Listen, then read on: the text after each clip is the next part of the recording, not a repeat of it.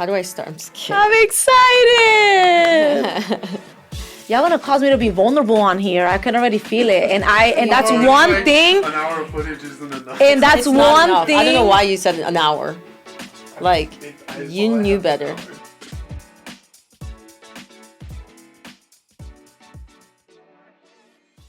Welcome back to The Business of Becoming. I'm your host, Steffany. And today I have an amazing human being that I truly care for. And she's an amazing person. I hope that this episode you guys get to know her in a way. And I hope that I get to know a different version of you today. Or like maybe the truest version of you today. Exactly. Yeah, that truest version. I like that. Her name is Arlene. So Arlene, say what's up to everybody. Hi, everyone. Thank you guys so much for having me here. Like, I am so happy when I got the call and I was like, oh, you guys this is so good. I love it. And I love you, Steffany. You're amazing.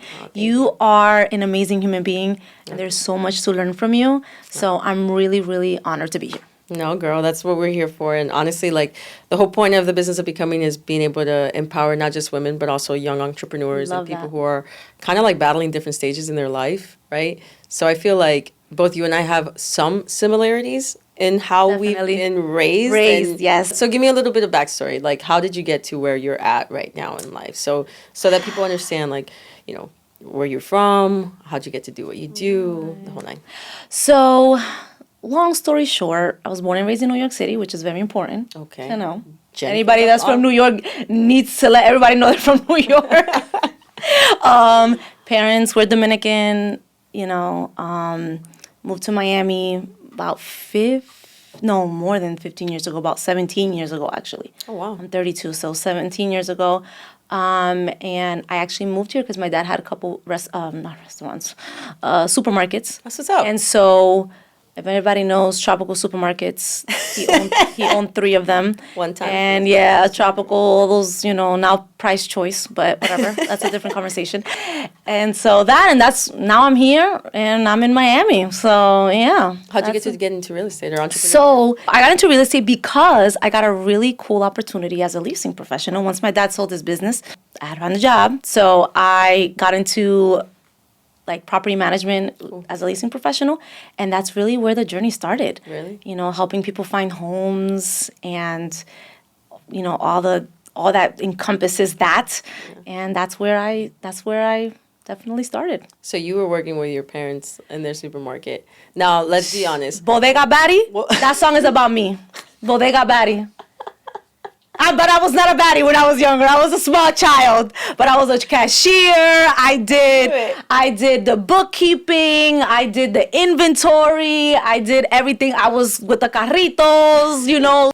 I have a serious question because I grew up like this. So both my parents owned like businesses. Mm-hmm. My dad had a catering company. My mom had like her referral service and nanny agencies and all that stuff. Hustlers, I love that. Since I was like 9, I was answering phones. Yep. So how early did they make you start? And then this, you know, I'm like legal child. They were like, no, you know, it's just a family business. You were healthy.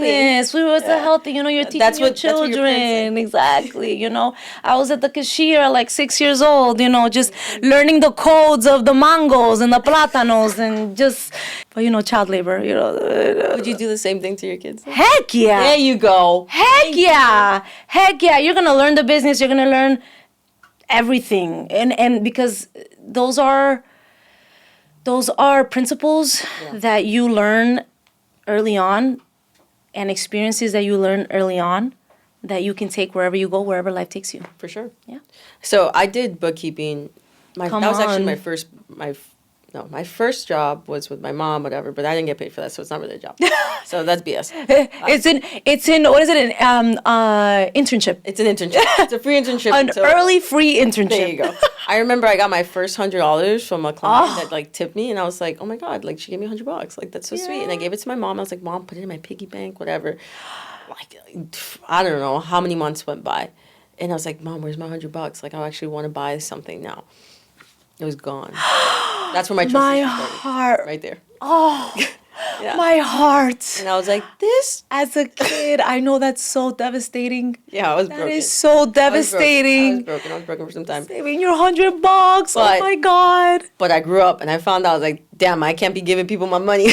Absolutely not. Not even your own parents. Nobody. With money, no. But I agree. Like, I think that so much of, I started there and then I started doing bookkeeping. I started doing bookkeeping like at 12, 13 years old. And I started my own company, everything like that at like 15, 16. And it taught me so many foundational things. Yes. Now, owning different businesses, all this other stuff, like even helping people within my business who have no idea how to allocate money or have no idea what a write-off is, have no idea how to Wow. open up a business, period. But I've been opening up a business since I was like 16, like myself, bam, bam, bam, quick. What do you think your parents taught you early on? What are the one quality or tradition or whatever it is that you feel that they instilled so hard in you that you're now able to give to your team? So it's a good and bad thing. Talk to Because me. that's the truth. It's a good and bad thing. Because my dad was, I mean, he raised 3 women. So he raised us like straight up. He didn't hold back. Wow. You know, and he always raised us to fight for ourselves. I love And that. he's like, don't wait for someone to give you that opportunity because they might not. And then somebody else will probably take it from you that might not be even qualified for it. And That's even so if you're good. not qualified, you better go out there and find out. That's so good. Like, don't wait for someone to tell you, hey, you're not qualified to do this. Like, go find out. Go get the know. Like, go get the know. If that's one thing I learned from both my parents is that they were freaking fearless. Like, they didn't care. In from what I remember, like, in our early days, they didn't give a damn. I was like, bro, one time my mom, I don't know if I can say this, but whatever, maybe you can cut it out. Say yeah. My mom's client was, Oh. and I was like, yo, you know her?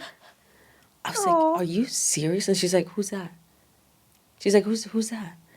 And I was like, girl! I was like, girl, you go to Victoria's Secret Fashion Show. No. I was like the baddest Brazilian. Oh my God. I was like, I want to see the angels. Oh my God. Screaming. Oh my Bro, God. But that's my point. Like, she didn't care. She didn't care. She was just like, let's get it done. I don't care. Yeah. So it was Go-getter. that taught me. So why do I say it's a con?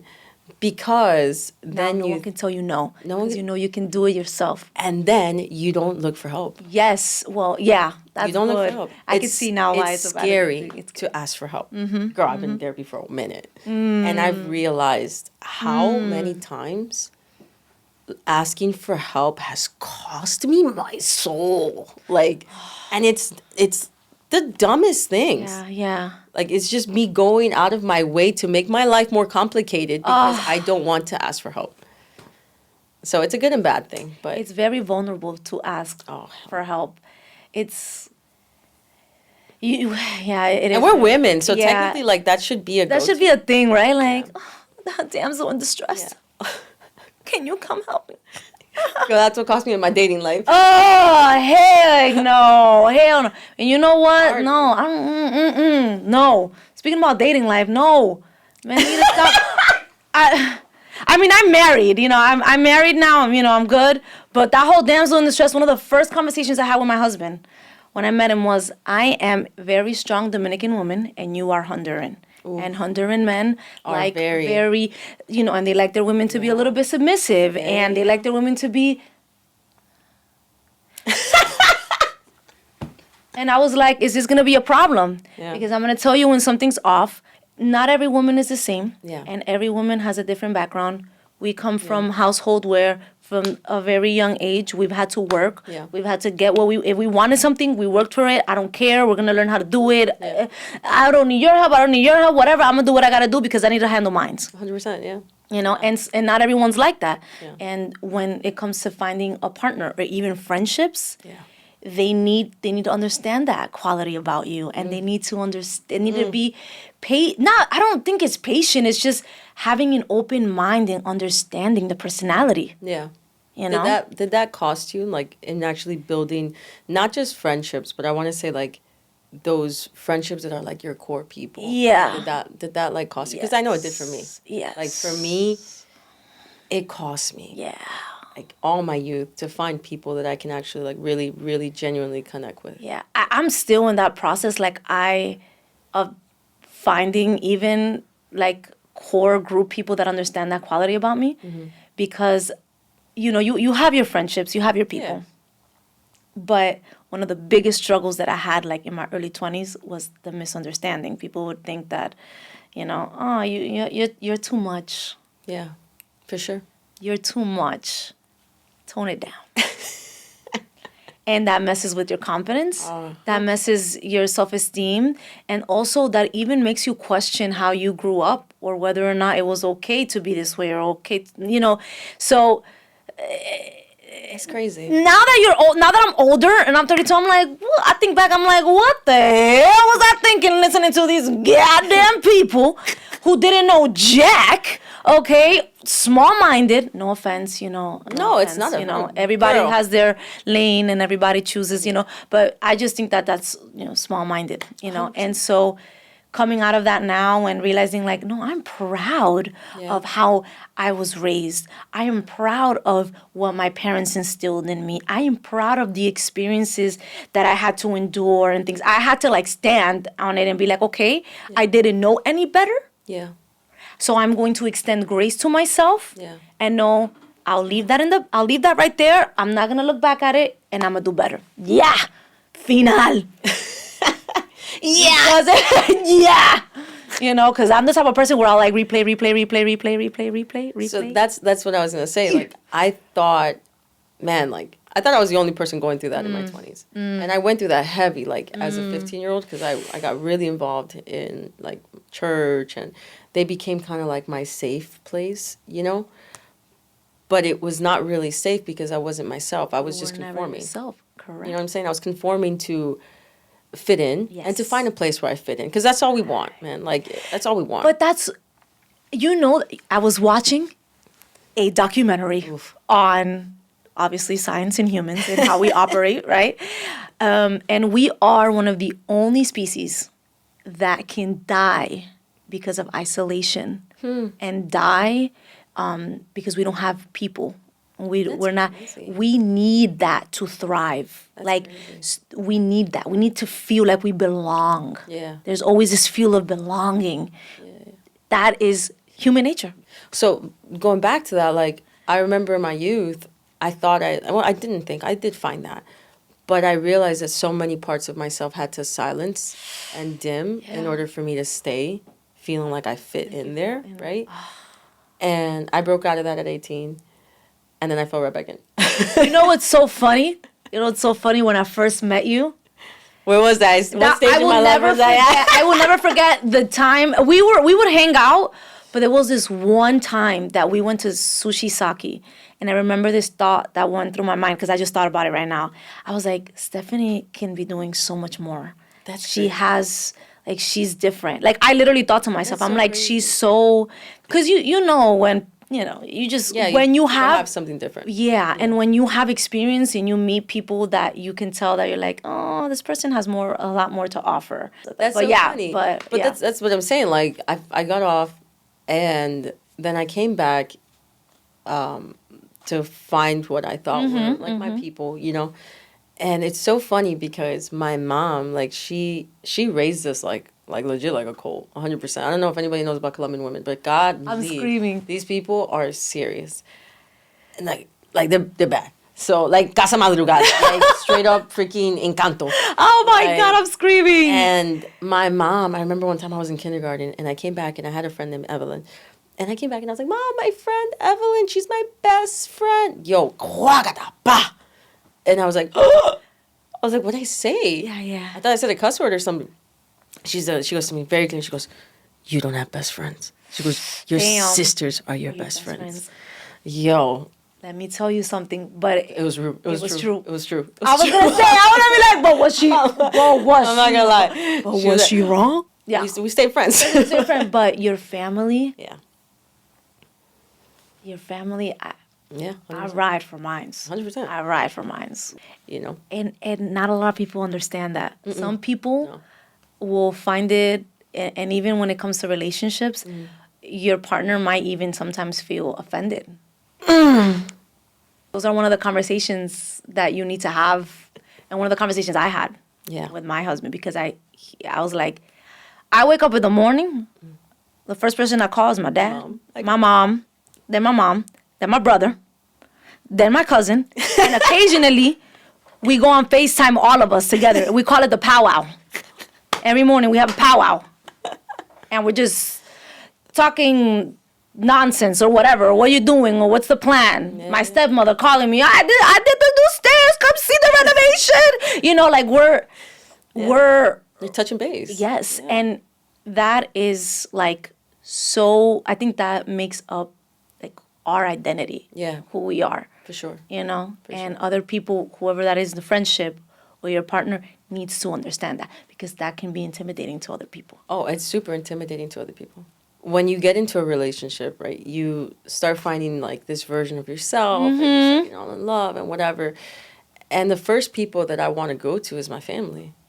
Like, that's the first people I want to go to, because they're the ones that I want to celebrate that with. I feel like when people don't come from that, number one, they judge right off the bat. Hardcore. And they don't judge you in a way of like, oh my God, you're so needy. But they judge you that like you don't have your own identity. Right. You don't got, bro, that manipulation. That messes with you. It's like who are you without them? Like, and I don't get me wrong. Some of it is like, okay, you're your own person. We all know that, right? But I'm going to tell you one thing. My sisters, they have seen every version of myself. You can't hide from them. You can't. And I went to therapy, and I was like, yo, there was a season in my life where I was really low. And I asked my therapist, I'm like, why am I, like, in front of people, I'm like, and I'm like, at work, I'm this person, I'm leading, I'm that, blah, blah, blah. But when I'm with my sisters, I'm just, like, shut down. And I'm like, I'm emotionless. Like, I'm like, I can't do anything. Yeah. I was like, and that's not fair to them, because these are my people. These are your people. I'm like, why? And he blew my mind. He goes, because you feel the safest there with them. He's like, you felt safe enough to let your feelings take over and be like, yo, I'm really down. Going through it. Like, I'm going through it right now. Oh my God, but that's why it's so important. Crazy. It's so important to have your core, your family, your, like, they're your safety net. Yeah.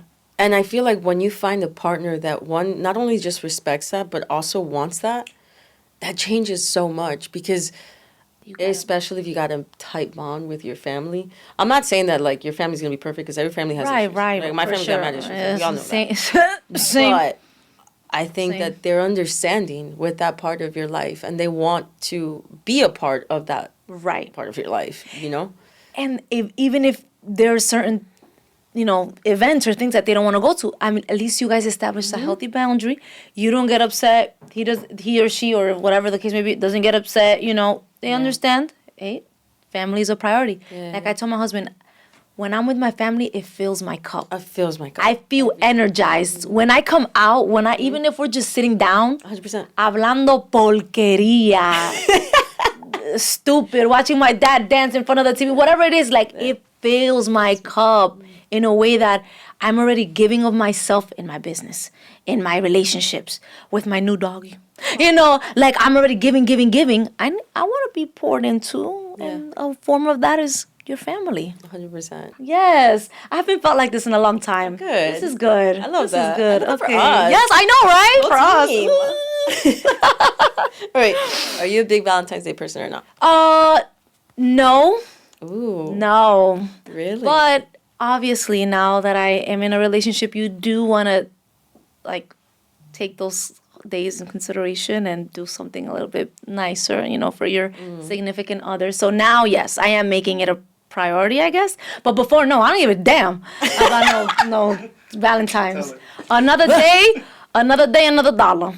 Nah. Wait. Are you a Valentine's? This is what I think. I don't care for the holiday, like, as a girl. When I'm with my friends or whatever, like, it's different. Like, it's just a reason to go out, right? Yeah. But I think if you're in a new relationship, I think the first Valentine's Day is important. I think after that, it doesn't really matter, because, like, you're finding your rhythm with that person later.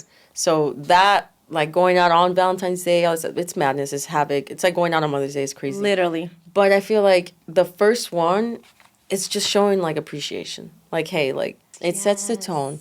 After that, bro, we'll find our rhythm. If we are homebodies, then we're gonna do that. That's fine. Or if we're adventurous, we're gonna just like pick a trip another time. But I do think it's important. I agree. There I would have to hop. I'm gonna have to hop on that bandwagon there. I'm gonna hop on it. What's a green flag you can say in the beginning of a relationship?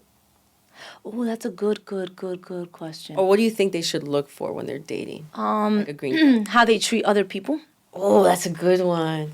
How do you treat when you go out? Like, how do you treat, people in the service industry? How do you treat people when, you don't get your way? Yeah. And how do you process that? Like, those are the little things that become big things. For sure. When you become committed to a person. I think a big one for me. Yeah, what's the one for you? A big one for me is how they treat their family. Ooh, okay, yeah. Are you going to take care of them? Or are you going to abandon them? Or are you going to, like, why don't you talk to them? You feel me? Like, yes. why are you all by yourself? Why are you such a loner? Oh, yes. Girl, I've learned that. Yes. That will depict how they are in your relationship, believe it or not. And or how if they want to isolate you. Ooh. If they want to do that later in life. Girl, what is intimacy like to you? Or, like, that word love? And it's not, like, sex or anything like that. Because I know we can talk about that. It's fine. But, like, what does that word intimacy mean to you? Now as a married woman, or has it changed when you were single and now that you're married? For sure. I feel like it's changed a lot from when I was single, but I feel like it's been the common theme from this podcast is vulnerability. 100%. Man, I've had to even being vulnerable with my husband. Like it takes it. Like that's really what love is because. You're constantly having to face a whole different human being with different thought process, different way of growing up, so many things, and love is really being vulnerable. And even if you might not agree with that person at that moment or whatever, you choose to go, I understand, and I'm gonna open myself up to you, and whatever this case may be, so that we can move forward, and we can endure. That's to me vulnerability. That's crazy. Yeah, no, intimacy was just sex. Like, like I thought, oh my God. Yeah, this was just... To me, when I was, like, my youth, I was like, oh my God, you're intimate? Like, did you have sex with someone? Like, speaking about sex, and I think this has to do with vulnerability. It changes. I didn't notice how much, now we're going to do girl talk, how much sex has to do with vulnerability. 100%. Everything. It's true because I'll be real with you. Like, before I got married, I had never slept with anybody. And my ex-husband was my first. Like, legit. And I had made, like, I'm telling you, like, I grew up and I was like, when I made a decision, I made a decision. You made a decision. And at 11, I told God, yo, that ain't happening with nobody. I'm not even dropping the L word to a man until I know he's my husband. Like, until I know that he's the guy I'm going to marry. So... That's why I got mad at God for a long time. Right. Because you're like, I did this and I did that, and I saved and I not hold around. Exactly. I could have, but no. And look at this. No, yeah, I know. I hear you. But I just, like, I was not at that place where I felt like myself. Where I felt so vulnerable. I felt so like, bro, you can see every part of me. And every personality, because I have like 17. I love it. And you will love them. And you will fight for them. Because in my 20s, like in my youth, like in my teens, I was like, all right, intimacy is sex. Intimacy is sex. In my 20s, I was like, nah, bro, intimacy and love is like, I will do whatever it takes for you. Right. But you're still not in the equation. It's still about somebody else. You feel me? And now, in my 30s, I'm like, no, intimacy is all about me and you. But it's about me understanding me to love you, for you to love me. Yes. And then for me to love you the same way. Like, with flaws, with everything. And it's just like, yo, we're both scared. And it's okay to say that. It's okay to say that. And it's okay to say that. It's okay to say, yo, I don't want to say I'm sorry. And I was so scared. And I was so scared to say that. To say, not even just, I was just like, yo, I don't like to say I'm sorry. So how do we fix this? You see, you're being vulnerable. I can't. You see it? Yeah. And that, folks, is a wrap. Yeah, no, but it's true. It's true. That, oh my God, that is, you see? Like, I can't imagine what life would look like if I was still in my mindset of my 20s now as a mom and trying to do things like with my 2 kids and trying to find a partner in my life now. Like, if I still thought like, oh, I'd die for this person, like that's what love is. That's what love is. Then it's not, because I can live in a marriage that, yeah, that man can probably give his life for me, but will he give me his heart? And can I live with that? Some women can. Some women can do that. Can, but I can't. And I had to answer that question myself. Oh, you see? Like myself. You had to. And that's tough. That's tough. And then the same goes for us. Like, are we willing to give the good, the bad, the ugly? And I know it's super cliche to say, but like legit the good, the bad, and the nastiest part of your souls. Like, and say, yo, like, would you take me as I am? Would you take me as I am? And to ask that question is vulnerability. Yeah. Uh-huh. It's hard. Ain't nobody want to ask that question. Are you going to continuously say yes in every facet, in every period? Are you going to continue to say yes? Oh, so good. Oh, girl, it's been a lot. This is so good. All right. So let's go into this part. What does becoming mean to you in this season of your life? And again, not just season, but this time frame, in this moment where you feel like your life can go any which way. I feel limitless. I feel like the world is my oyster and I can just do whatever I want. I just feel so empowered to just regardless of the noises and the voices, like I get to choose for myself. That's what becoming feels like. Like I'm choosing for myself. You know, I'm doing this for myself, you know? And it's not selfish because, I mean, the Bible says, you know, love your neighbor as you love yourself. Mm-hmm. Hello. You gotta love yourself. You gotta choose for yourself, and then you'll be able to pour it out to others. Thank you guys for having me. Thank you for having me. For being able to come, be yourself, be real, be authentic, because this is all about what the business of becoming is. It's about just sharing with the world what we've been through and how we can become better humans and how we can become better women, how we can become better in love, life, relationships, in business. Like, I know everybody loves to use that word business because that's such a high thing right now. Yeah, it is a high thing right now. We're all striving to do something. Right. You know? And I think if we're learning and leaning on each other, that's the most important thing. That's where growth starts. Yes, that is exactly so thank you again for coming. Don't forget to like and subscribe, guys. Please, if you guys want to hear more from Arlene or find out a little bit more about her, I'm going to drop all her info in the comment section so you guys can follow her. And just stay tuned for more. We'll see you guys. Don't forget to like and subscribe because if not, Frankie's going to kill me.